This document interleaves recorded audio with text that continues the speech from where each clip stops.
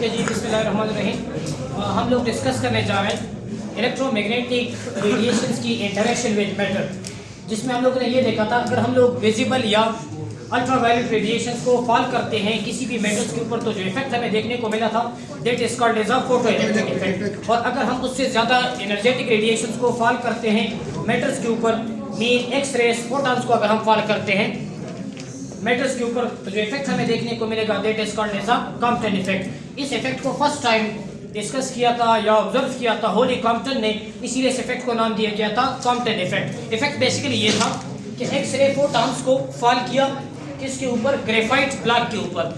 ये बीच में जो मैंने यहाँ पे ये ओपनिंग छुड़ी हुई it is called as a slit, ताकि एक्स रेस का हमें एक फाइन बीम मिले। एक्स रेस फोटॉन्स को जैसे ही फॉल किया गया ग्रेफाइट ब्लॉक के ऊपर तो आफ्टर इंटरेक्शन विद मैटर हमने ये देखा कि एक्स रेस फोटॉन्स की जो वेवलेंथ है वो इंक्रीज हो गई। इस इफेक्ट को किस चीज का नाम दिया गया था, कॉम्पटन इफेक्ट का। सो डेफिनेशन ये आ जाएगी the increase in wavelength of scattered photon. याद रखिए ये जो फोटॉन्स है इसको नाम दिया गया था इंसिडेंट फोटॉन। कौन सा?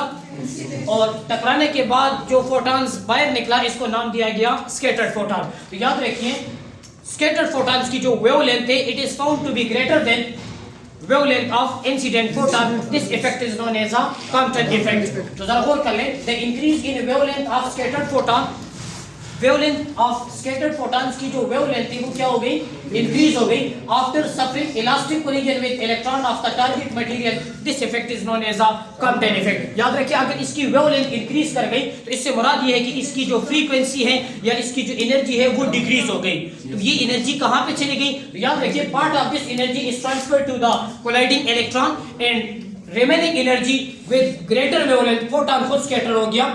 याद रखिए यहाँ पर कोलिजन हुई just like the collision between two billiards ball. Billiards ball आप लोगों ने देखे होंगे कि जब एक बॉल आकर के दूसरे बॉल के साथ टकराता है तो एक बॉल अपनी एनर्जी, पार्ट ऑफ एनर्जी दूसरे बॉल को ट्रांसफर कर देता है, वो एक डायरेक्शन में स्कैटर्ड हुआ, जबकि जो खुद जो बॉल मूव कर रहा होता है वो दूसरे डायरेक्शन के अंदर क्या हो जाता है, स्कैटर्ड हो जाता है। इस इफेक्ट को किस चीज का नाम दिया गया था, कॉम्पटन इफेक्ट का। तो जरा गौर कर लें, एक्सपेरिमेंटल अरेंजमेंट में आप लोगों ने ये देखना कि हम लोगों ने एक एक्सरे सोर्स किया, इसका फाइन बीम लेने के लिए हम लोगों ने यहाँ पर एक स्लिट रखा। स्लिट से पास होने के बाद ये जो इंसिडेंट फोटॉन है इसका ग्रेफाइट ब्लॉक के साथ इंटरेक्शन हुई और after interaction the wavelength of scattered photon is found to be greater than the wavelength of incident photon. This effect is known as a Compton effect. याद रखिए classical जो physics है वो इसके मुताबिक क्या कह रहा था, क्लासिकल फिजिक्स क्यों यहाँ पर फेल हुआ, तो जरा गौर कर लें, याद रख लें।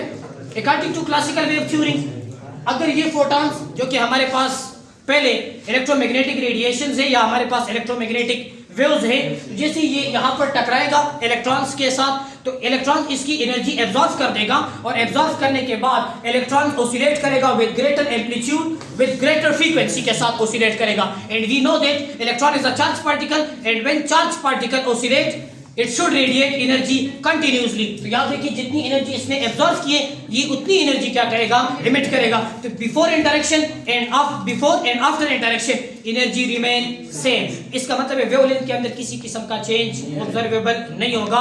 याद रखिए क्लासिकल फिजिक्स ये कह रहा था, लेकिन एक्सपेरिमेंटल व्यू में हमने ये देखा कि स्कैटर्ड फोटॉन्स की जो वेवलेंथ है it is found to be greater than the wavelength of incident photon. याद रखिए अब जरा इसकी हम कैलकुलेशन देखने जा रहे हैं। ये मेरे पास एक फोटॉन है जिसको हम लोग नाम देंगे इंसिडेंट फोटॉन्स का।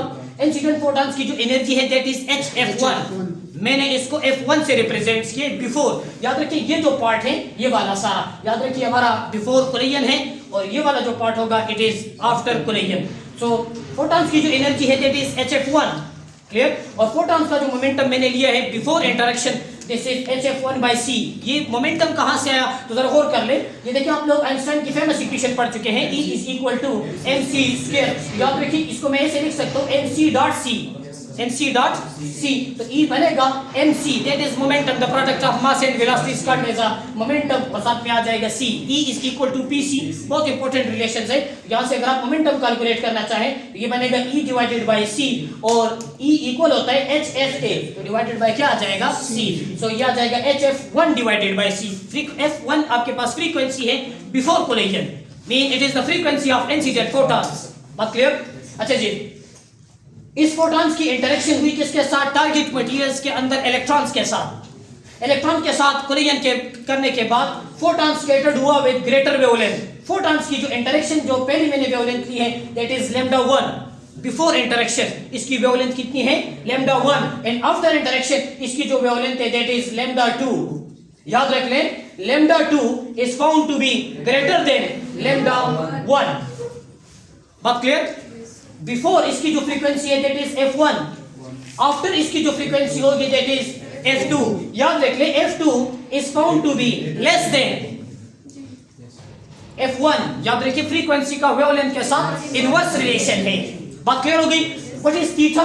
याद रखिए फोटॉन इस डायरेक्शन में स्कैटर्ड हुआ, theta represent the scattered angle for photons while phi represent scattered angle for electron। Electron इस डायरेक्शन में स्कैटर्ड हुआ while photon इस डायरेक्शन में स्कैटर्ड हुआ। Theta represent scattered angle for photon while angle phi represents scattered angle for electrons। बात clear होगी ना? याद रखिए कोलिजन यहाँ पर कौन सी होगी इलास्टिक कोलिजन, और आप जानते हैं इलास्टिक कोलिजन में मोमेंटम और energy both must be conserved, दोनों क्या रहेंगे कंजर्व रहेंगे। तो याद रखिए कंजर्वेशन ऑफ एनर्जी कंजर्व रहेगी mean energy before collision must be equal to the energy after collision. तो जरा और कर ले यहाँ पर before collision what is the energy of photon? So energy of photon before collision will be hf1। Electron rest पर है, आप जानते हैं यहाँ पर इसकी रेस्ट मास एनर्जी लेंगे। Rest mass energy is m0c² E is equal to mc²। here m0 this is the rest mass also called as a proper mass, also called as a, ये बात क्लियर है ना? Is equal to after क्या होगा? After energy change हो गई hf2 में, frequency change हो गई hf प्लांक कांस्टेंट, तो आफ्टर एनर्जी क्या बनेगी hf2 is equal to hf। बात क्लियर? और इलेक्ट्रॉन्स की जो एनर्जी होगी that will be mc²। There m represent relativistic mass. कौन सा मास? मूव कर रहा है ना, जिसको आप लोगों ने नाम दिया था मूविंग मास। याद रखिए इलेक्ट्रॉन्स की कोलिजन किसी आम पार्टिकल के साथ नहीं हुई, बल्कि ये एक हाई एनर्जेटिक पार्टिकल को फेस कर रहा है, एक्स रेज। क्लियर है? तो आफ्टर इंटरेक्शन रिलेटिविस्टिक इफेक्ट लाजमी होंगे, मीन ये वेरी हाई स्पीड के साथ मूव करेगा, मास के अंदर डायलेशन आएगी, रिलेटिविस्टिक मास लेंगे। क्लियर हुआ? क्योंकि इलेक्ट्रॉन्स किसी आम पार्टिकल को फेस नहीं कर रहा, बल्कि वो हाई एनर्जेटिक एक्स-रे फोटॉन को फेस कर रहा है। तो याद रखिए आफ्टर इंटरेक्शन इसमें रिलेटिविस्टिक चेंजेस आएंगे। बात क्लियर हो गई ना? Call this number 1। इस इक्वेशन को किस चीज का नाम दिया गया? इक्वेशन नंबर 1 का नाम दिया गया कंजर्वेशन ऑफ मोमेंटम। मोमेंटम भी कंजर्व होगा, mean momentum after before collision must be equal to the momentum after collision. याद रखिए यहाँ पर चूंकि आप देख रहे हैं यहाँ पे ये एंगल बन रहा है, तो आप लोग वेक्टर्स की रिजोल्यूशन में जानते हैं कि कोई वेक्टर्स अगर एंगल्स बनाए हम उसके कंपोनेंट्स बनाते हैं। तो यहाँ पर आपके पास ये दो कंपोनेंट्स बन गए, ये कंपोनेंट x और ये कौन सा कंपोनेंट होगा y। बात क्लियर? तो जरा यहाँ पर देखिए अगर मैं फोटॉन्स के लिए बात करूं तो देखिए बिफोर मोमेंटम कितना था hf1/c। देखिए यहाँ पर रिजल्ट बनेगा hf2 divided by c। x axis के लिए बात करूंगा तो ये आ जाएगा cos थीटा, एंगल के सामने परपेंडिकुलर होता है, ये बनेगा hf2 डिवाइडेड बाय c और यहाँ पर क्या आएगा sin theta. cos theta x axis के लिए और y के लिए sin थीटा। सिमिलरली अगर मैं इलेक्ट्रॉन्स के लिए बात करूं तो इलेक्ट्रॉन्स के लिए जो मोमेंटम बनेगा ये बनेगा p into cos of phi। phi is the scattered angle for electrons और y एक्सिस में इसके लिए जो रिजल्ट बनेगा वो ये होगा p sin of phi। p is the momentum along x axis, cos phi along y axis sin phi। phi is the scattered angle for electron while theta represent scattered angle for photons। बात clear ना? तो चूंकि ये यहाँ पर आप देख रहे हैं एंगल्स बना है, हम वेक्टर्स के कंपोनेंट्स बनाते हैं। पहले मैं इसका मोमेंटम या कहाँ पे देख रहा हूँ along x axis। तो याद रखिए before collision what is the momentum? तो momentum of photon is hf1 divided by c plus momentum of electron is 0। Electron is stationary, इसलिए हमने इसका रेस्ट मास लिया है। ये बात क्लियर है? Is equal to after interaction along x axis देख रहा हूं, so what is the momentum for photon? hf2 divided by c into cos of theta plus electrons के लिए अगर मैं मोमेंटम की बात करूं तो along x axis momentum is p cos of phi। बात क्लियर? इसको this equation can also be written as hf1 by c plus 0 is equal to hf2 divided by c cos of theta plus p की जगह पर मैं लिख सकता हूं mv, it is the product of mass and velocity, और साथ में बनेगा cos of phi, while phi represent scattered angle for electrons. Call this number equation 2, इसको किस चीज का नाम दे दें, इक्वेशन 2 का नाम दे दें। ये बात क्लियर? अब along y axis, along momentum को मैं देखने जा रहा हूं कहां पे, along y एक्सिस, तो याद रखिए 0 + 0 electron is stationery, so momentum will be 0, while there is no momentum along y axis, photon is moving along x axis, photon is moving along x axis, so momentum will be 0. बात clear? After interaction result बनेगा hf2 divided by c sin of theta for photon, theta plus के बजाय यहां पर मैंने minus क्यों लिखा? याद रखें ये मोमेंटम अपवर्ड है, जबकि ये मोमेंटम, इसको अगर मैं पॉजिटिव मानूंगा तो ये वाला नेगेटिव, मैंने यहाँ पे नेगेटिव साइन यूज किया, तो देखिए रिजल्ट बनेगा mv मोमेंटम, इलेक्ट्रॉन्स की बात कर रहा हूँ, फॉर y एक्सिस है तो sine of phi, call this number 3, step clear? उम्मीद करता हूँ यहाँ तक क्लियर है। नेक्स्ट याद रखिए इसके बाद डेरिवेशंस आपकी बुक में नहीं की, इसकी डेरिवेशन काफी लेंथी है, इसके बाद सॉल्व करने के बाद आप देखेंगे after solving equation 1, 2 and 3, equation 1, 2 और 3 को सॉल्व करने के बाद रिजल्ट्स याद रखेंगे, रिजल्ट ये बनेगा 1 divided by f2 minus 1 divided by f1 is equal to h divided by m naught c square into 1 minus cos of theta. ये रिजल्ट याद रखेंगे आफ्टर सॉल्विंग इक्वेशन 1, 2 and 3। याद रख लें, इसकी डेरिवेशन काफी लेंथी हो जाती है, एफएससी लेवल पे ये लिमिटेड है। क्लियर है? अच्छा, what is f2? This is the frequency of scattered photon. What is f1? This is the frequency of incident photon. m naught, this is the rest mass of electron, c is the speed of light, and theta is the scattered angle for photons। बात clear? तो ये देख ले जरा, 1 f2 इसकी जगह पर मैं लिख सकता हूँ c divided by lambda 2, ये इक्वेशन यूज करेंगे। ये देखें c is equal to f lambda, तो यहाँ से अगर आप f कैलकुलेट करना चाहें ये बनेगा c ओवर lambda, अगर f2 है तो ये बनेगा lambda 2, और अगर f1 है lambda 1। बात क्लियर ना? तो ये बनेगा 1 by f1 की जगह पर मैं लिख सकता हूँ c और lambda 1, बात clear, is equal to h divided by m naught c square into 1 minus cos of theta. ये बात क्लियर होगी? अच्छा, ये lambda 2 डिवाइड का डिवाइड है, ऊपर जाएगा मल्टीप्लाई, तो देखिए रिजल्ट बनेगा lambda 2 minus lambda 1 divided by c is equal to h divided by m naught c square into 1 minus cos of theta. ये स्टेप क्लियर हुआ मेरे से? c को कॉमन ले ले, तो देखिए रिजल्ट बनेगा lambda 2 minus lambda 1 c common ले लें, तो देखिए रिजल्ट बनेगा h divided by m naught c square into 1 minus cos of theta. एक c इसी के साथ क्या हो जाएगा? कैंसल। तो देखिए lambda 2 minus lambda 1, what is lambda 2? This is the wavelength of scattered photon, and what is lambda 1? This is the wavelength of incident photon। और याद रख लें lambda 2 is found to be greater than lambda 1, known as a Compton shift। इसको क्या नाम दिया जाता है? Compton shift। याद रख लें जरा, lambda 2 minus lambda 1, this is change in wavelength, this is, देखिए change in wavelength, del lambda, देखिए रिजल्ट बनेगा del lambda is equal to h divided by m naught c, एक c तो कैंसिल हो गया, तो देखिए रिजल्ट बनेगा 1 minus cos of थीटा। याद रखिए ये रिजल्ट बेसिकली आप लोगों ने डिराइव करना है। क्वेश्चन आता है, ये जो डेल लैम्डा है it is called as a Compton shift, इसको क्या नाम दिया जाता है?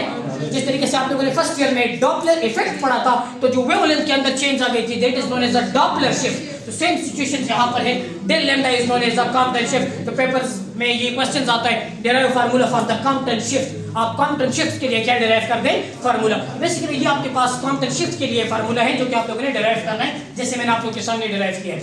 अगेन अब जरा देखिए ये क्या इंफॉर्मेशन दे रहा है, और इसमें हम कुछ मुख्तलिफ केसेस डिस्कस करते हैं। केस वन ये है कि लेट्स करें फोटॉन्स इलेक्ट्रॉन के साथ स्ट्राइक करता है, और स्ट्राइक करने के बाद ये उसी डायरेक्शन में वापस आता है। याद रखिए इसको कहते हैं 180 डिग्री स्कैटरिंग। क्या नाम दिया जाता है? 180 degree scattering. Also called as a backward scattering. इसको क्या नाम दिया जाता है? Backward scattering. मीन जिस डायरेक्शन में ये इंसिडेंट हुआ उसी डायरेक्शन में ये रिफ्लेक्ट बैक हो गया। तो जरा गौर कर ले वेवलेंथ में कितना चेंज आएगा। तो ये देख ले जरा, यहां पर 180 डिग्री का चेंज आया हुआ है। क्लियर? अपोजिट डायरेक्शन में जा रहे हैं, एंगल विल बी 180। तो देखिए रिजल्ट बनेगा del lambda is equal to h divided by m naught c। याद रखिए ये h divided by m naught c, इसको पेपर्स के लिए याद रख ले, h divided by m naught c।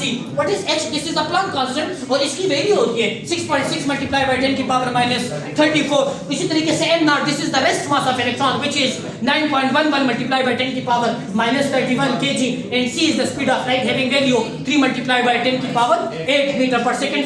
तो by putting unknown values the results will be 2.4 multiply by 10 की power -12 metre. also written as 2.4 into 10 की power 12 को लिखा जा सकता है पिको। क्या लिख सकते हैं? Picometre. याद रखिए ये एमसीक्यूज के लिए याद रख लें कि h divided by m naught c, इसकी वैल्यू होती है 2.4 पिको मीटर। बात क्लियर ना? तो ये देख ले रिजल्ट बनेगा 2.4 आगे लिखते हैं तो 2.43 ये बनेगा पिको मीटर। पिको मीन 10 की पावर -12 मीटर और ये बनेगा 1 माइनस कॉस। एंगल कितने का है? 180 का। तो देखिए रिजल्ट बनेगा 2.43 pico metre into 1 minus cos 180 के ऊपर -1 की वैल्यू देता है। तो देखिए -1 minus cos that will B +1। तो देखिए रिजल्ट बनेगा +1 +1 दैट विल बी 2। इसका मतलब है 2 मल्टीप्लाई बाय 2.43। तो आपके पास जो वेवलेंथ के अंदर चेंज आएगी दैट विल बी 4.86 पिकोमीटर। बात क्लियर ना? और ये क्लियर हुआ। Next 90 degree scattering. 90 degree scattering. 90 degree scattering से मुराद ये है कि जैसे ही फोटॉन्स आया इलेक्ट्रॉन के साथ कोलाइड किया, तो कोलाइड करने के बाद वो इस एंगल पे स्कैटर्ड हुआ। The angle will be 90। तो जरा गौर कर लें, रिजल्ट ये बनेगा del lambda is equal to 2.43 pico metre 1 minus cos of angle कितने का बनेगा? 90। तो अब जानते हैं cos 90 के ऊपर कितनी वैल्यू देता है? 0 और 1 माइनस 0 दैट विल बी 1। तो वेवलेंथ के अंदर जो चेंज आएगा that will be 2.43 pico metre. बात clear? 0 degree scattering. 0 degree scattering.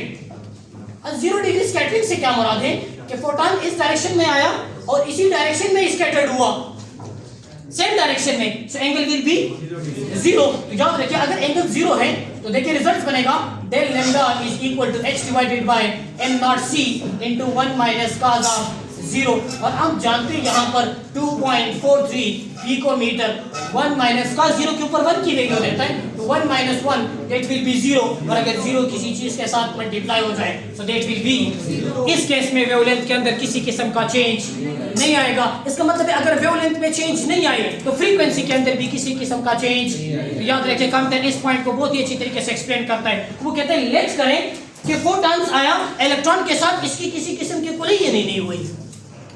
Collision, तो अगर कोलिजन नहीं हुई इसका मतलब है फोटॉन्स अपनी एनर्जी इलेक्ट्रॉन्स को ट्रांसफर ही नहीं कर रहा। तो अगर इलेक्ट्रॉन्स को ये अपनी एनर्जी ट्रांसफर नहीं करेगा इसका मतलब है एनर्जी में किसी किस्म का चेंज नहीं आएगा। एंड दैट्स व्हाई फ्रीक्वेंसी और जो वेवलेंथ या कॉम्पटन शिफ्ट है in this particular case will be 0।